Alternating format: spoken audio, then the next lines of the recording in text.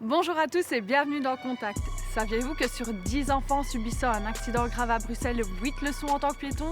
C'est pourquoi c'est très important pour tout le monde de savoir se déplacer correctement et en toute sécurité sur la chaussée. Mais ça l'est d'autant plus pour les enfants pour qui cela demande un apprentissage. Je vous emmène tout de suite à la rencontre d'Émilie qui forme enfants et enseignants à la sécurité routière grâce au brevet du piéton.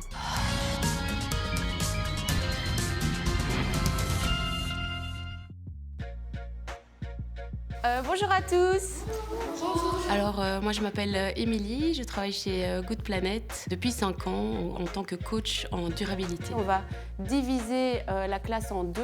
Une partie vient avec nous maintenant. On organise le brevet du piéton. Ce sont en fait des animations à destination des enfants de première primaire et de quatrième primaire pour leur apprendre en fait à se déplacer en toute sécurité en rue à pied. Mais aussi pour que les enfants en fait aient envie de marcher et aient moins peur de se déplacer à pied. Avant d'en savoir plus sur le brevet La Sévère que s'apprêtent à suivre ces élèves de la classe de 4e primaire de l'école Parc Malou et Robert Mestrieux, nous leur avons demandé ce qu'ils connaissaient déjà en matière de sécurité routière. Avant de traverser, il faut regarder à droite et à gauche. Et qu'on pouvait traverser sans un passage pour piétons, sauf à moins de 20 mètres. Faire ça. On propose une formation aux enseignants. Ils reçoivent plein de matériel didactique et des affiches pour que dès la première séance, les élèves soient déjà avertis de ce qu'ils vont faire et connaissent déjà les premières règles, les premiers réflexes à avoir. Ici, on est aidé par quoi pour traverser?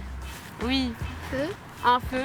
Et donc la règle très simple, c'est quoi? C'est qu'on traverse quand? C'est vert. Quand c'est vert. Pour les 4e primaires, eux, on les amène directement en rue pour 2 séances d'exercice et puis un passage de brevet qu'ils feront en autonomie. Alors on va continuer par là maintenant. Bien regarder des deux côtés, à gauche, à droite et à gauche. De traverser uniquement s'il n'y a pas de véhicule en mouvement ou quand ils se sont arrêtés pour nous. Le brevet du piéton est donc un processus d'apprentissage au déplacement en rue à pied qui vise l'autonomie de l'enfant. Une initiative qui existe également en Wallonie depuis quelques années grâce aux ASBL Good Planet et Tous à pied. Alors ici, on était à un croisement en T, sans passage pour piétons.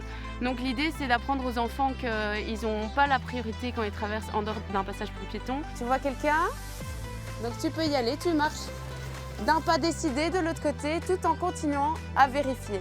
Et que donc c'est important d'être 2 fois plus prudent, de vérifier vraiment plusieurs fois s'il n'y a pas un véhicule qui arrive de tous les côtés du croisement. La formation a lieu en 4e primaire. Ce serait vers l'âge de 9 ans qu'un enfant acquiert les habilités nécessaires au déplacement à pied, seul pour un trajet connu. Et pour mieux comprendre l'importance du rôle d'Émilie, Fanny est allée à sa rencontre. Bonjour Émilie. Bonjour Fanny. Alors vous faites passer le brevet du piéton aux élèves. Comment est-ce qu'on devient formatrice brevet du piéton? D'abord, il faut un certain bagage pédagogique pour gérer les groupes d'enfants. Pour tout l'aspect sécurité routière et mobilité durable, on a des formations prévues en interne chez Good Planet.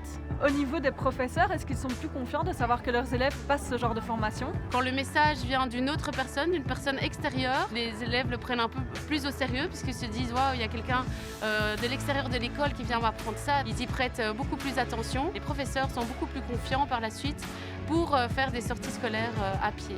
Eh bien, merci pour toutes ces réponses. Bonne journée. Merci à vous. Si vous êtes enseignant ou directeur, vous pouvez introduire une demande via le lien qui s'affiche en bas de votre écran.